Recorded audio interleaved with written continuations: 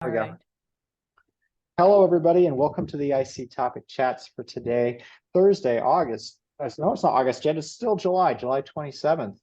We are joined today by Tosca, Bruno, Vijfeijken. Said it right. And she is one of our super frequent participants, except none of us ever see her when we're here live because she watches our shows on YouTube. And she said, "Hey, I will come spend some time with you guys one of these days." And so today we are super blessed, super lucky to have her with us to talk about her take on content marketing. Tosca, take it away. Okay, yes, I was a bit too eager there. Hello, everybody. Yes, I am Tosca, and I am a little bit of a strange duckling in this group, not just because I normally primarily benefit from the content provided by these sessions through YouTube, but also because I'm actually mostly not an evaluator. I am an international development practitioner who then became an accidental pracademic and then an independent consultant, really in the field of organizational development, particularly change management advice, leadership development, both individual coaching, team coaching, as well as leadership training. I also offer organizational effectiveness reviews and governance reviews, so that those have definitely an evaluative component, and facilitation services. And my ideal clients from the beginning of my practice about 4 years ago have been initially primarily international nonprofits or international non-governmental organization, NGOs, and to some extent philanthropic actors as well. I am now slowly starting to pivot part of my practice towards US domestic nonprofits and grantees, as well as philanthropies, and but that's still in its baby steps state, if you will. So I will talk mainly about content marketing in my fields of organizational development, but I think I can trust that most of it is also relevant for you, hopefully. So what have I learned so far about content marketing? What I wanted to share. Next slide, please. So first of all, I did not know what this term was when I started 4 years ago. And so I learned that as a consultant, particularly once we reach kind of a mid to senior level in our careers, it's really important that we put out our point of view, our POV, as some consultants in the business sector call that. Not just what we learned from our years of work, etc., our observations, but also our voice, our opinion. Really, what is your view? And you need to have a distinct view on things, I found, in order to be able to do content marketing well. And of course, content marketing is then a form of client acquisition. And we need to put that out into the world pretty proactively. Next slide. And by the way, my name, I don't remember if Matt said this, the name of my consulting company is because Five Oaks, literally my Dutch last name, that is so difficult to pronounce. It means I literally am called Tosca of the five oak trees in the Netherlands. And by the way, I live in upstate New York near Syracuse. In other words, content marketing is a form of marketing that's really focusing on creating and publishing, distributing content for your ideal clients, for your ideal targeted audience. Next slide. So a couple of caveats, and again, something about my profile. I have only done this about 4 years now. Having said that, I jumped into content marketing because I realized I already have a little bit of a trajectory. I have a little bit of a history that I was known for. And I wanted to build on that. Next slide. So why do I do this? Why do I lean fairly heavily on content marketing? Of course, I do outreach through my fairly extensive network. Of course, I do reach out and touch, as we were taught in a business coaching program with Tamar Hamai that I was a part of, as was Amy, who was on this in this meeting as well. But content marketing is my next kind of my next most important channel or means of marketing. Next slide. So what forms by now have I been able to engage in? What forms of content marketing? So if I say I'm lucky because I started my consulting at the point when two co-authors and I were co-authoring a book that was published with Oxford University Press. It is called Between Power and Irrelevance, the Future of Transnational NGOs. But really, I don't want to call it being lucky because it was awfully hard to produce a book, but we did it, and it has been very helpful for me in my content marketing. I'm also the host of a podcast called NGO Soul and Strategy. If you at all work in the sphere of international nonprofits, then maybe both the book and the podcast may be of use to you. And at the end, I believe in my last slide, I have the references to those materials. Sometimes I get asked to be an interviewee on other people's podcasts, and often other people who have much bigger audiences than I do. I blog a little bit from time to time. What is also important for my content marketing is that I blog with other people, so on guest blog, that I'm a guest blogger on other people's sites, if you will. And again, often these are organizations or more well-known consultants who have bigger audiences than myself, and then you have that multiplier effect. I actively seek speaking engagements, both with clients and with leads, as well as in front of conferences, convenings, etc. I do have a YouTube channel. It is not particularly successful in terms of the numbers that it draws, and therefore for content marketing, but it backs up my audio podcasts. And for some people, they like to watch something kind of vaguely while they're doing some dumb housework or whatever, something that doesn't require too much of their brain space. I do also host an online course together with a collaborator, Ahmed, who's based in Amman, Jordan. Financially, that is not at all a successful undertaking. I'm barely breaking even, but I do sense that both the expertise that I conveyed through that and the fact that I have a second website that is a course platform is also somewhat helpful. So those are a couple of forms in which I do content marketing. Next slide. So why do I do it? Because it attracts more attention. And by the way, actually something that basic that I really forgot, but I'm mentioning it later in this presentation, is I am very active on LinkedIn. I'll talk about that in a moment. So it attracts all these forms of content marketing that I just mentioned, attract attention, and it does generate leads. It works slowly, but the flywheel concept that I'll come back to is starting to kick in after a couple of years. It definitely increases my authority, the place of expertise and authority that I speak from.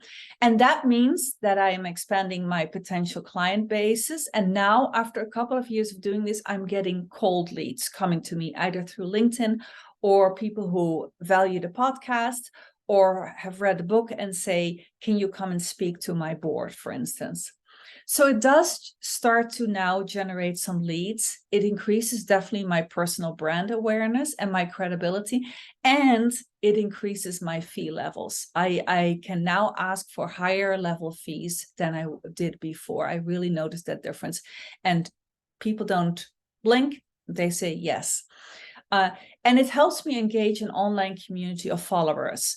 The other day on LinkedIn, I am very religious. Whenever I reach out to somebody or I'm getting contact with somebody, I immediately connect to them on LinkedIn. So I thought, sure, I have a lot of people I'm connected on LinkedIn.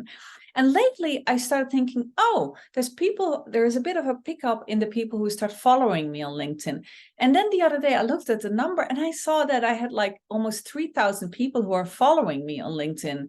And I was like, what?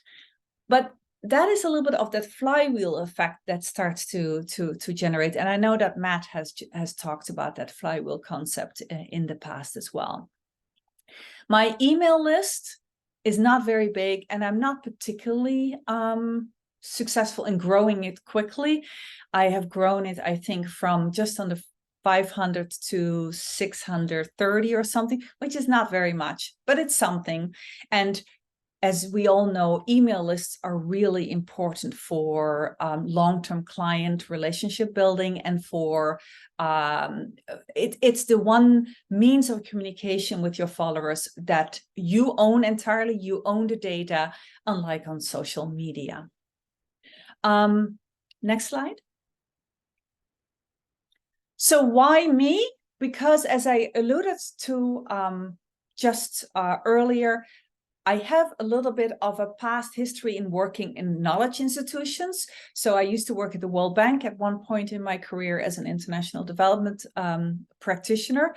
And I used to work at the Maxwell School at Syracuse University, which is the School of Public Management, as well as other integrated social sciences.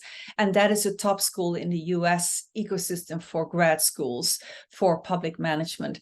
And so I got a little bit, people started saying, I want to use this word with a lot of caution and humility. They say you're kind of known for you have more quote unquote rigor. And I thought, really? I just think I'm trying to primarily use quality materials, but rigor, I think, is too strong a word for what I offer. But that's apparently what I'm known for when I'm not in the room. And so I thought I need to really, that was one of the impetus for me to really invest in content marketing. Next slide. Oh, nice, Jason. Thank you for letting me know. I think if you have gray hair like I do, in other words, if you're kind of further advanced in your career, people will grant you more authority. They will grant you more of that place of expertise. So I feel content marketing and being experienced are definitely kind of working hand in glove. Next slide.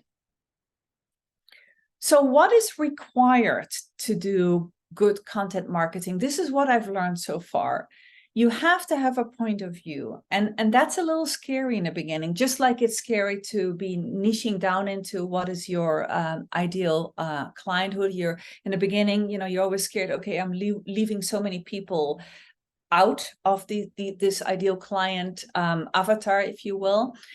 The same thing with a point of view. I started in the book already, and then in my podcast and in how I write, I started having a point of view, and sometimes also including being critical of some of the things I see in my client population and being vocal around that. I am Dutch, and the Dutch are known to be, and sometimes infamous for being direct or overly direct. So it kind of also jives with my personal brand. And so having a point of view that is somewhat concise, that is clear, that is about bigger picture issues about the sector that you play in, that is focused also on your positioning. So for instance, I'm a geek about organizational culture. I am known to provide rigor in my consulting. I will use it in that context around organizational culture, because that's a very fluffy term, often misused amongst my clients at least. And so I try to really be laser focused in how I position myself. And I name it to claim it. So I have, for instance, my tagline is for nonprofits and NGOs who look change in the eye, who are honest about the changes that they need to go through in order to continue to be relevant and legitimate towards the future. And I'm known for that honesty myself, sometimes good, sometimes not as good, but I'm known for that. So it's authentic with my personal brand, with how people know me. Next slide. And by the way, these things come from Rochelle Moulton. I will talk about a couple of resources at the end, and we're getting there. So what is required to do good content marketing is you need to be consistent. So for instance, with the podcast, I really try to put it out more or less every 2 weeks with a break during the summer. You need to be disciplined about setting some time aside. I find it a lot harder for the blogging piece, and therefore I'm not as good in that. And obviously, when you have a heavy client load, then it's really hard to do that. So sometimes when I'm a little bit lighter on the client load, then I try to work ahead and get some pieces in place.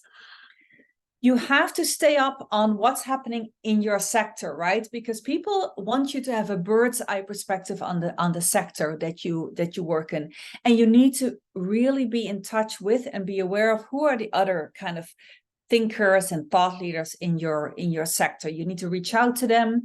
You need to be able to refer others to them when they have an expertise that I don't have. So it requires a lot of kind of scanning of the sector. You have to understand that it's a long-term strategy. It doesn't pay off in a year or two. I am only now, after 3 to 4 years of doing this successively, I'm starting to see attraction developing.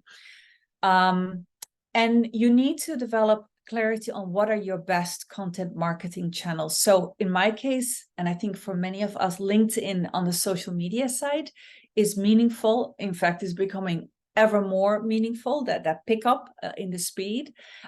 Twitter and Facebook are almost completely irrelevant, and that was long before Twitter started to wane.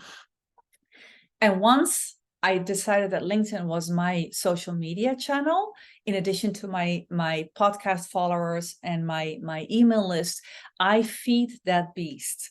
I feed it 2 or 3 times a week with something, either something of my own product, or I comment on other people. I encourage other people. I post a third-party content piece and I make a comment about how it's linked to things in our sector, etc. Next slide.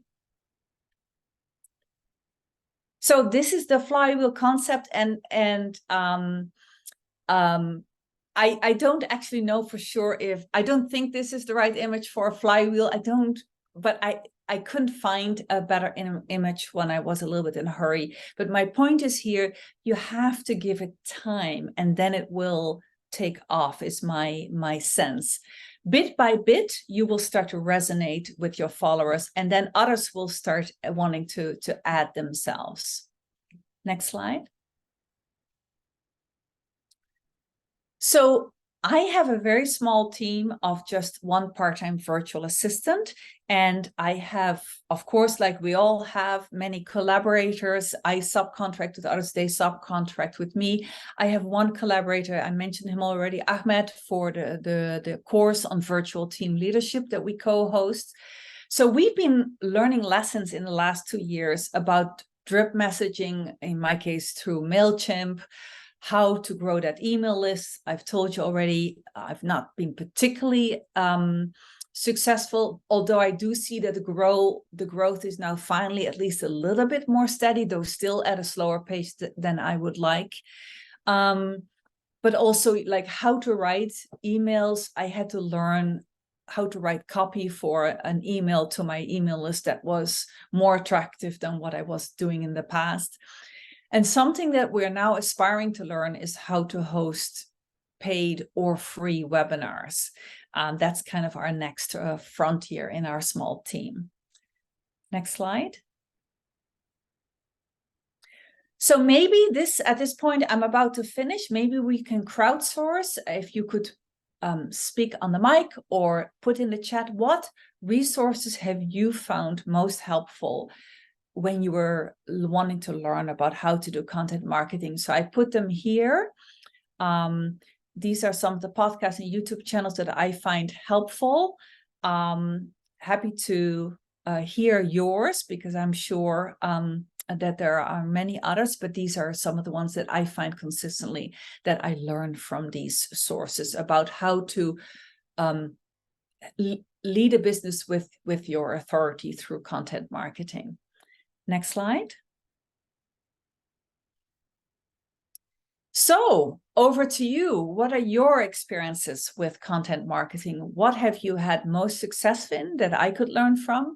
What have you found most challenging? And what do you think are your success factors? So maybe Matt, we can open it up there and see what comes up in the discussion. Sure. So one of the things we often do is we spend a lot of time just discussing it. I don't think you get to see as much of that or hear as much of that through the YouTube channel. So if anybody wanted, because we've got the benefit of a person who watches our YouTube, if anybody wants to do anything on kind of on the record, feel free to come off and have a conversation. And then we will stop it in just a couple minutes so that people can feel a little more free. But if anybody wants to add directly to the presentation or the conversation that we're having right now, feel free to come off, and then we will stop the recording in just a little bit. I guess my question for you is, so I guess I don't have a content marketing strategy exactly, though I do the YouTube channels. In many ways, I'm not my work in the YouTube world and is more towards my peers. I don't have a plan towards, becoming, I've never really had a plan towards becoming an expert in IC, the independent consulting world. I just love it and I can't help myself. And I'm not sure how it helps me with my business. In fact, the business has been successful for other reasons, not because of content marketing. Okay, all that to ask the question, how do you decide, now that you've got this flywheel concept working in your favor, how do you say no? How do you make a decision? And I think this is a regular conversation. In fact, this was a conversation last week as well, for how we decide what opportunities to pursue and what not to pursue, particularly when there's so many like cool and exciting things going on that come in your way. You're talking now in terms of client, right? You're not talking about, okay. Because you said you get to raise your fees and you have more people interested. You get the cold contacts. But how do you decide that you want to work with those folks? Because having more is not always better. That's right. And I want to by no means suggest that I am suddenly consistently fully booked or consistently having every year higher reaching my target revenues for this year. But I do have sensed a real uptick in the leads coming to me that I have not done anything to nurture, if you will. Some of those leads are not necessarily ideal, as you said, because, for instance, they're very small clients that may or may not have potential to grow in terms of contract size.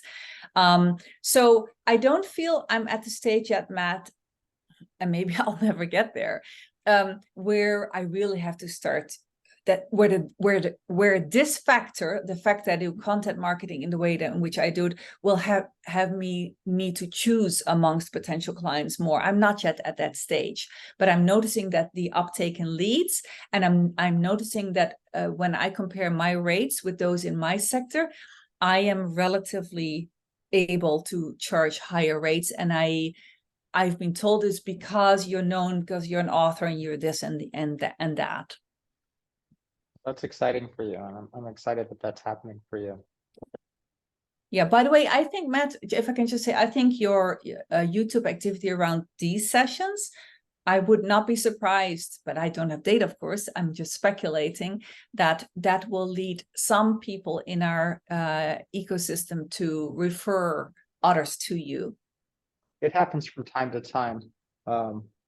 Just, I'm not trying to make this about me, but I mean, ultimately, it just kind of creates more of a community, and I try and drive it back to the independent consulting TIG to the extent I can, because I don't need anything. I don't need, my livelihood is not dependent on people coming to these sessions or being successful in contributing in the ways of workshops or anything like that. I like doing it. I get so much personal, professional growth out of it. So that's why I've done it. But that's where I personally have a problem with understanding my own content marketing strategy with regards to the independent consulting TIG piece, because I'm not looking for business growth. I'm not looking, I guess I don't always have a good strategy for myself. This is probably an offline conversation for another day.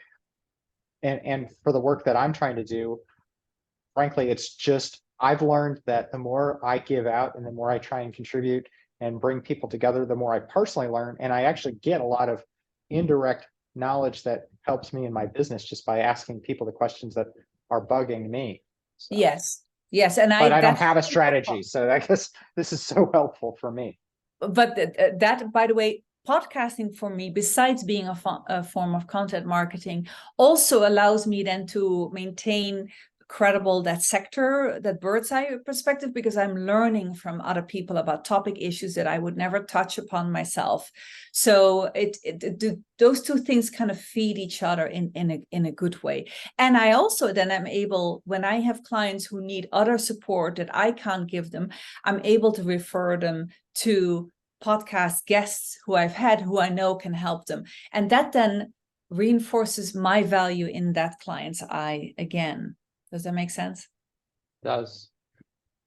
So, Amy just had a comment that if you wanted to reflect on that about her effective approach to content marketing.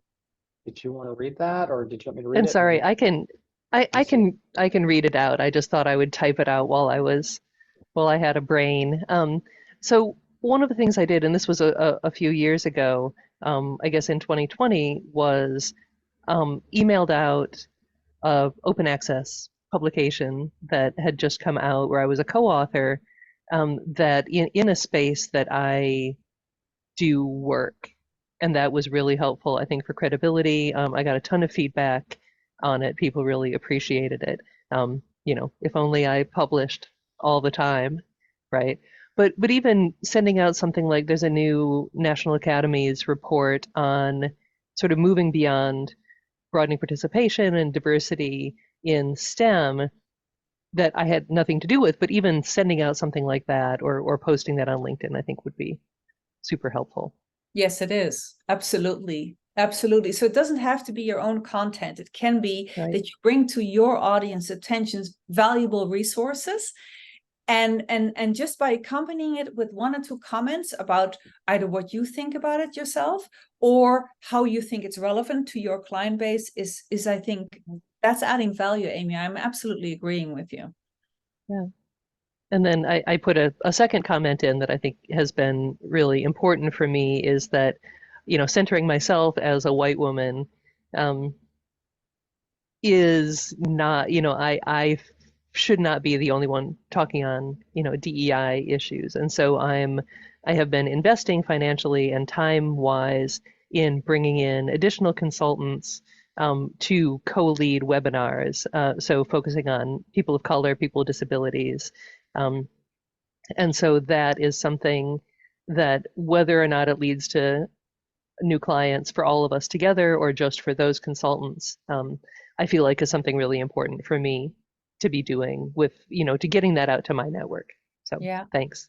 Yeah, no, totally agree with that too. I recently did kind of a rough analysis of my 2 years of podcast guests and saw what their identity was from multiple perspectives, and that then allowed me to say, okay, I need to rebalance towards people with a different identity or an even more diverse crowd. So it's really important to kind of keep an eye on that. Yes, because the people who I bring to who, for instance, on the podcast, it helps them then also to further their authority, etc.